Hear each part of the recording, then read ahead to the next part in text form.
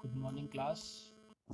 So, class, today I am going to discuss about your papers. ठीक है, exam paper आप लीजिए हैं। कुछ क्वेश्चन जो आपने तरीके से आंसर नहीं दे रखे हैं और एमसीक्यूज वगैरह तो आपने काफ़ी अच्छे कर रखे हैं। कुछ क्वेश्चन हैं जैसे आपके जो 2 मार्क्स के क्वेश्चन थे, ठीक है, तो उसमें थोड़ा बहुत आप लोगों ने कुछ कमी कर रखी है, ठीक है, आंसरिंग। तो मैं पहले डिस्कस करूँगा क्वेश्चन नंबर 6, 7, 8, 9, 10, 11, 12 जो भी ये क्वेश्चन हैं, राइट। इसमें हम डिस्कस करेंगे कि इनका प्रॉपर आंसर क्या होना चाहिए था, राइट। तो why electron gain enthalpy of fluorine is less negative than that of chlorine, ठीक है। क्लोरीन के कंपेरिजन में जो फ्लोरीन का जो इलेक्ट्रॉन गेन एंथैल्पी है वो क्या है, नेगेटिव है। जैसे कि आपको पता होना चाहिए कि जो फ्लोरीन है, ठीक है, मोस्ट इलेक्ट्रोनेगेटिव एलिमेंट है, ठीक है, मोस्ट इलेक्ट्रोनेगेटिव एलिमेंट है, ठीक है, राइट। और इसका जो साइज होता है वो कंपेरेटिव बहुत ही छोटा होता है और जो एलिमेंट है, ठीक है, fluorine, chlorine, chlorine, bromine, iodine की तुलना में इसका जो साइज होता है बहुत ही कम होता है, राइट। इसके अंदर क्या होगा कि साइज स्मॉलर होने से क्या होगा, इंटर इलेक्ट्रॉनिक रिपल्सन होता है, राइट। तो हम कह सकते हैं the electron gain enthalpy of fluorine is less negative than that of atom because of the smaller size of the atom, right, ठीक है। तो औरों की तुलना में इसमें इलेक्ट्रॉनिक रिपल्सन क्या होगा, बहुत ज़्यादा होगा, due to which it feels less attraction and less electron gain enthalpy, ठीक है ना। तो आपको सिंपली यही आंसर देना था इसमें, राइट। और आपके पास दूसरा जो यहाँ पर क्वेश्चन है आपके पास वो है why H2O is liquid and H2S is gas, ठीक है। आपको पता है कि ऑक्सीजन भी है और हाइड्रोजन है, ठीक है, H2 इसमें हाइड्रोजन बॉन्डिंग होगी, जबकि H2S में आप देख रहे होंगे इसमें कोई भी हाइड्रोजन बॉन्डिंग नहीं है। इसमें मॉलिक्यूल जो है वो एक प्रकार से जुड़े हुए होंगे, ऑक्सीजन और हाइड्रोजन क्या होगा, ये हाइड्रोजन बॉन्ड है, स्ट्रॉन्ग बॉन्ड होता है, ठीक है, ठीक। और H2S में वंडरवॉल फोर्स होता है जो वीक फोर्स होता है, ठीक है। तो इसी कारण से यही जो रीजन है वो H2O को लिक्विड फॉर्म बनाता है और इसको गैसेज फॉर्म बनाता है। इसमें मॉलिक्यूल आपस में एटम आपस में बहुत वीक फोर्स से जुड़े रहते हैं, अट्रैक्शन रहता है इसमें, तो इसलिए जो मॉलिक्यूल है फॉरन होते हैं, राइट। तो सिंपली क्या है कि H2 में हाइड्रोजन बॉन्डिंग की वजह से इंटरमॉलिक्यूलर हाइड्रोजन बॉन्डिंग होती है, वाइल H2S में कोई भी हाइड्रोजन बॉन्डिंग नहीं होती है, बल्कि क्या होता है, वीक वंडर वॉल फोर्स होता है, ठीक है। सो दैट, राइट स्टूडेंट्स, ये बातें समझ आ रही होंगी। आपको ये भी पता होना चाहिए ऑक्सीजन जो है सल्फर से ज़्यादा इलेक्ट्रोनेगेटिव है, तो हाइड्रोजन के साथ इजीली क्या बनाएगा, बॉन्ड बनाएगा, हाईली इलेक्ट्रोनेगेटिव है, राइट। तो अगर हम सल्फर से कंपेरिजन करेंगे, राइट, तो देयरफॉर जो एक्सटेंसिव हाइड्रोजन बॉन्डिंग इसमें पाई जाती है H2O में, राइट, जो कि एब्सेंट होता है हाइड्रोजन सल्फाइड में यानी कि H2S में, ठीक है। और H2S जो आपके पास मॉलिक्यूल है, कंपाउंड है, ये वीक वंडरवॉल फोर्स से क्या रहता है, अट्रैक्शन रहता है, right. Therefore H2O exist as a liquid while H2S as a gas, right, right. तो इस तरह से आप लिख सकते हैं किसी भी लैंग्वेज में, राइट। तो आपको फैक्ट याद होना चाहिए, राइट।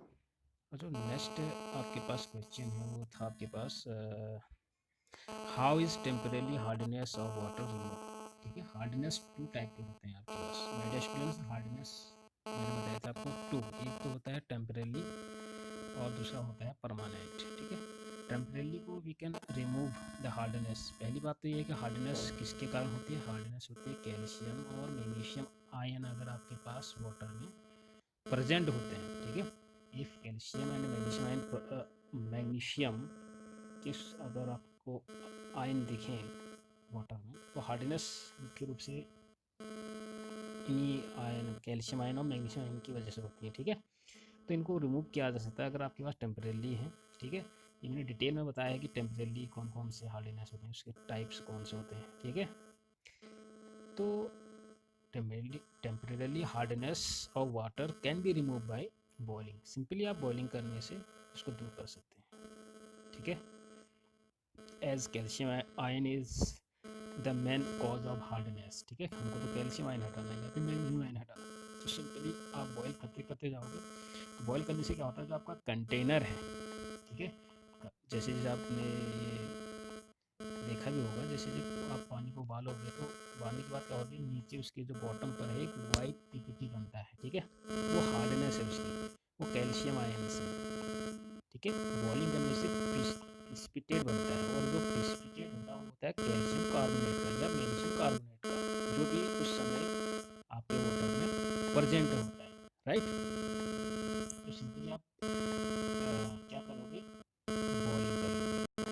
राइट, तो बॉइलिंग करने से हम टेम्परेरी हार्डनेस को दूर कर सकते हैं, या आप कह सकते हैं कि इसमें भी 2 मेथड मैंने आपको शायद बताए थे। तो बाई बॉइलिंग से है, by treating with lime water आप यूज़ कर सकते हैं।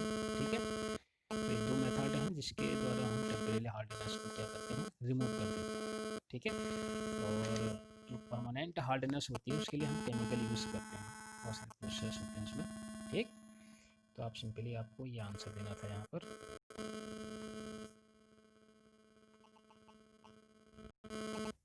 नेक्स्ट क्वेश्चन आपके पास, next question, write the name of isotopes of hydrogen, what is the mass ratio of these isotopes. ठीक है, ये क्वेश्चन था। तो 3 आइसोटोप्स होते हैं हाइड्रोजन के, जैसे H11, H12 एंड H13। ठीक है, ये 3 क्या होते हैं, protonium, deuterium and tritanium. Mass ratio क्या हो जाएगा इनका, 1:3, यानी 1:2:3:3। Right, are you getting. Next question है आपके पास, why beryllium and magnesium form complexes.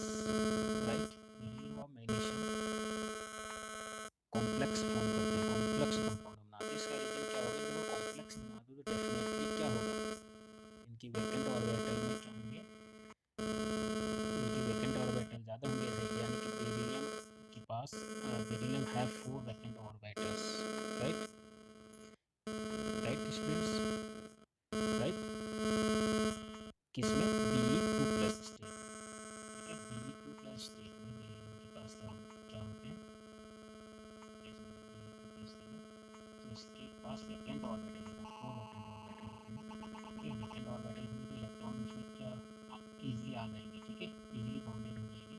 तो ज़्यादा वैकेंट ऑर्बिटल होंगे तो कॉम्प्लेक्स निश्चित रूप से बनाए जाएंगे। ठीक है, तो सिंपली हम लिख सकते हैं beryllium and magnesium can have 4 vacant orbital in B2+ state, right? So it can form complexes. Right students? Next question आपके पास वो है, why lithium is a strong reducing agent whereas its ionization enthalpy is highest. ठीक है, lithium की ionization enthalpy highest होने का मतलब क्या है यहाँ पर, जैसे आपने पढ़ा होगा IE, आयनाइजेशन हाईएस्ट का मतलब है, ठीक है, एनर्जी किसके लिए चाहिए हमको, इलेक्ट्रॉन को रिमूव करने के लिए। और लिथियम वाले केस में हाई इसलिए है क्योंकि उसका साइज स्मॉल होता है, तो ऑटोमोस्ट शेल में इलेक्ट्रॉन होते हैं। ठीक है, वो स्ट्रांगली बॉन्डेड रहते हैं न्यूक्लियस के साथ, साइड इफेक्ट बहुत स्ट्रॉन्ग होता है यहाँ पर। ठीक है, ठीक है, बिकॉज स्मॉल साइज होगा, ठीक है, जो इलेक्ट्रॉन होगा न्यूक्लियस के क्या रहेगा, करीब रहेगा। तो उस इलेक्ट्रॉन को निकालने के लिए हमको आयनाइजेशन एनर्जी जो है वो ज़्यादा देनी पड़ती है। ठीक है, smaller the size higher will be the IE, ionisation enthalpy, ये तो आप जानते हैं। ठीक है, बिकॉज लिथियम आयन क्या है, वो स्मॉलर इन साइज है। ठीक है, आर यू गेटिंग, जिसकी वजह से क्या हो रहा है, राइट, स्मॉलर साइज होने से क्या होगा कि जो वाटर मॉलिक्यूल है वो ज़्यादा अट्रैक्ट करेंगे उसको, कैटायनिक। ठीक है, Li+ को चारों ओर से घेर देगा,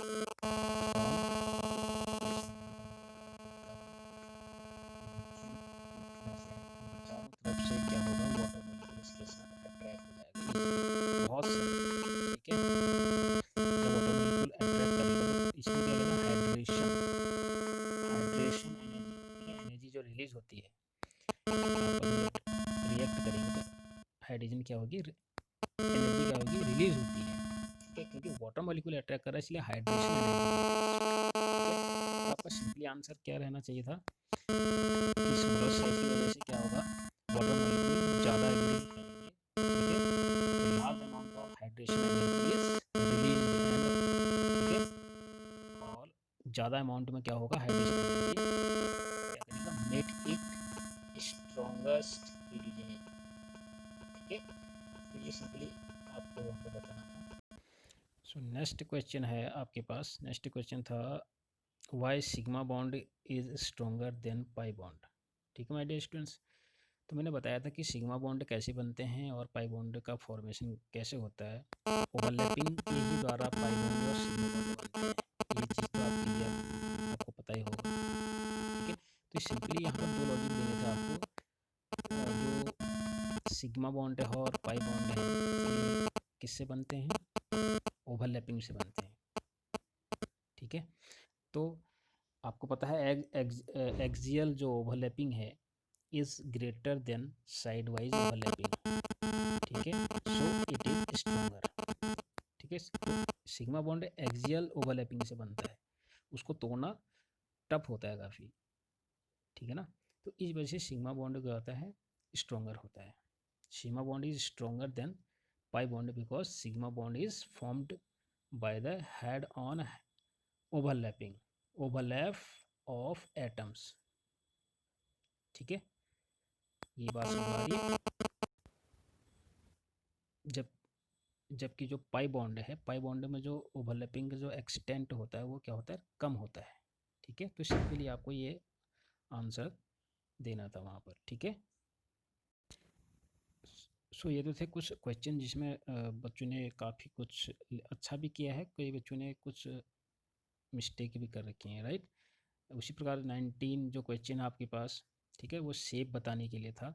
19 वाला जो क्वेश्चन था उसमें आपको क्या बताना था, शेप बताना थी, SP का शेप कैसे होता है, SP2 का शेप क्या होता है। तो आप लोगों ने उसको क्या करा था भाई, सिंपली तरीके से सॉल्व किया है, और आपको करना क्या था, उसमें आपको शेप बताने थे उसका, ठीक है, SP कैसे बनता है, SP का फॉर्मेशन कैसे होता है एक्चुअली, ठीक है ना। तो हाइब्रिडाइजेशन से होता है, हाइब्रिडाइजेशन मैंने पूछा था कि हाइब्रिडाइजेशन क्या होता है, तो हाइब्रिडाइजेशन सिंपली क्या है, इंटरमिक्सिंग ऑफ ऑर्बिटल्स, ठीक है, ऑर्बिटल्स किसके, ठीक है, सेम सेल के होते हैं, ठीक है, एक एटम है तो उसके अंदर जो सेल्स हैं उनका आपस में क्या होता है, इंटरमिक्सिंग होता है, ठीक है, राइट।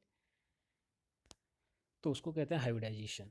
तो SP हाइब्रिडाइजेशन, कई बच्चों ने क्या लिखा है कि लीनियर होता है, ट्रायंगुलर होता है, प्लेनर, ये सारी चीज़ें सही हैं, लेकिन उसका फॉर्मेशन आपको क्लियर करना होता है। मैं यहाँ पर थोड़ा सा आपको बता रहा हूँ कि 19 वाला क्वेश्चन आपका कुछ इस तरह होगा। देखो एक S बनेगा, S का स्फेरिकल शेप होता है, ठीक है, दिया इलेक्ट्रॉन क्लाउड है इसका, और P के मैंने बताया था आपको 3 एक्सेस होते हैं, ठीक है, ये X एक्सेस मान लो, ठीक है, इसको P मान लो, ठीक है, right, X P and Z,